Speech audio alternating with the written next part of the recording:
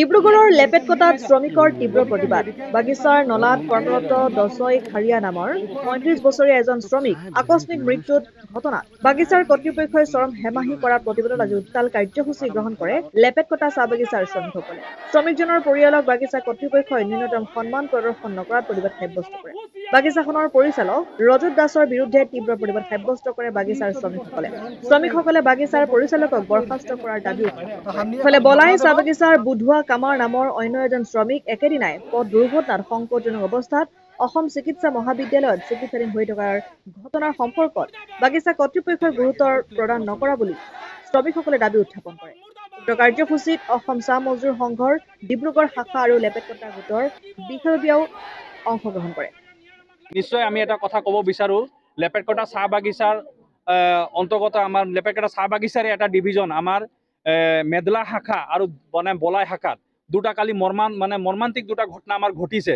আমি কাম কৰি থকা মেদলা শাখাৰ আমাৰ দচৈ খাৰিয়া আমাৰ স্থায়ী শ্ৰমিকজন কাম কৰি থকা অৱস্থাতে বাগিচাৰ নলাত পৰি পেলাই তেওঁৰ মৃত্যু ঘটে। কিন্তু প্ৰায় ১:৩০-২টামান কেতিয়া ঘটিছে আমাৰ মেনেজমেণ্টে কোনো খবৰ নাপায়, বাবুৱে কোনো গম নাপায়।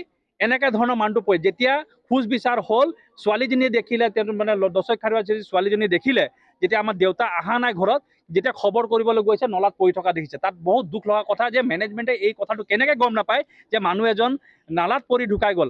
আমি পূৰ্বৰ দিনৰ পৰা এটা দাবী ৰাখিছোঁ যে বাগিচাৰ চালানবিলাকত আমাৰ দলং হ'ব লাগে। বহুত মানুহ পৰি পেলাই হাত ভৰি ভাঙিছে। আমি ৰিচেণ্ট ভিজিট কৰিছোঁ, তেতিয়াও আমি কৈছোঁ তেওঁলোক কেতিয়াও কিন্তু এইবিলাক কাম নকৰে, অকল কাম আদায় কৰিব লাগে, কেৱল কাম আদায় কৰিব লাগে তেওঁলোকৰ।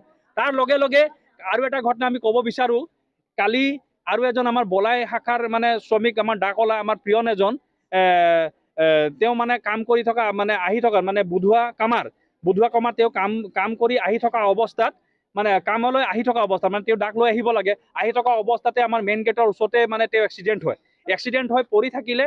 গৈ মেনেজমেণ্টক খবৰ ল'লে, খবৰ লৈ পুলিচক গতাই দিয়াৰ পিছত কিন্তু মানুহজনক খবৰ ল'ব নগ'ল। আমি মেডিকেলত গৈ চাইছোঁ, না মেডিকেলত আমাৰ বাগিচা হস্পিটেলৰ কোনো কৰ্তৃপক্ষৰ কোনো মানুহ আছে, না মেনেজাৰ আছে, না কোনো নাই। এনে কথাত আমি বাগিচাৰ পৰিচালকক আমি ৰজত দাসক ধিক্কাৰ দিছোঁ। এনে কথাত আমি ধিক্কাৰ দিছোঁ। ভৱিষ্যত সময়ত যদি এনেকৈ মানৱীয়তা ৰাখে তেতিয়াহ'লে বাগিচাৰ কাম নকৰিলে ভাল। এনেকৈ ধৰণৰ আমি দেখিব পাইছোঁ। আৰু কালি যেতিয়া ঘটনা ঘটি গ'ল, তেওঁলোকে দেৰিকৈ হ'লেও যেতিয়া গম পাইছে, কিন্তু সেই যিটো জেগাত ঘটনা হ'ল তেওঁলোকৰ ঘৰত কিন্তু খবৰ ল'বলৈ লাগিছিলে, কিন্তু আজি কিন্তু দেখা নাপালে। আজি ৰাতিপুৱাহে তেওঁ নিজৰ হাম কাটিবৰ কাৰণে কিন্তু খবৰ ল'ব গৈছে। তেনেকৈ ঘটনাৰ পৰা আমি বাগিচা পৰিচালকক আমি হুঁচিয়াৰ কৰিব বিচাৰিছোঁ। আজি আমাৰ বাগিচাৰ ইউনিয়নে আমাক বাগিচা ফালৰ পৰা দিয়া হ'ব, এখন মেম'ৰাণ্ডাম দিয়া হ'ব। আৰু ভৱিষ্যতভাৱে যদি এনেকৈ চিন্তাধাৰা থাকে তেতিয়াহ'লে আমি জংগী আন্দোলন কাৰ্যসূচী ল'বলৈ বাধ্য হ'ম। আপোনালোকে আৰু এটা কথা আমি ক'ব বিচাৰিছোঁ, ইয়াৰ পূৰ্বতে আপোনালোকে দেখিছিলে ইয়াতে লেপেটকটা চাহ বাগিচাৰ ফেক্টৰীত আমাৰ মাইনা নায়কৰ ঘটনা ঘটিছিলে, আপোনালোকে দেখিছিলে। সেই সময়তে আমাৰ সংবাদ মাধ্যমে যথেষ্ট ফ'কাছ কৰিছিলে। আৰু আমি দেখিবলৈ পাইছিলোঁ মেডিকেলত গৈ যিজন আমাৰ পৰিচালক আছিলে, আমি যোৱাৰ আগতে কিন্তু পৰিচালক ডাঙৰীয়াই কিন্তু শ্ৰমিকজনক উঠাই পেলাই ষ্ট্ৰেচাৰত ৰাখিছে, ট্ৰিটমেণ্ট কৰাইছে, নিজে কৰিছে। কিন্তু এনে অৱস্থাত আজি এইজন পৰিচালকে এটা অমানৱীয় ব্যৱহাৰ কৰাটো আমি অতিকৈ দুখ পাইছোঁ আৰু ধিক্কাৰ জনাইছোঁ। এনেকৈ মেনেজৰক আমি ধিক্কাৰ জনাইছোঁ। ভৱিষ্যত সময়ত যদি তেনেকৈ যদি আৰু কিবা কাৰ্যসূচীত তেওঁ এনেকৈ যদি মানসিকতা ৰাখে তেতিয়াহ'লে আমি কিন্তু ইয়াৰ প্ৰত্যুত্তৰ দিবলৈ আমি বাধ্য হ'ম। অসম আদিত্য, ডিব্ৰুগড়।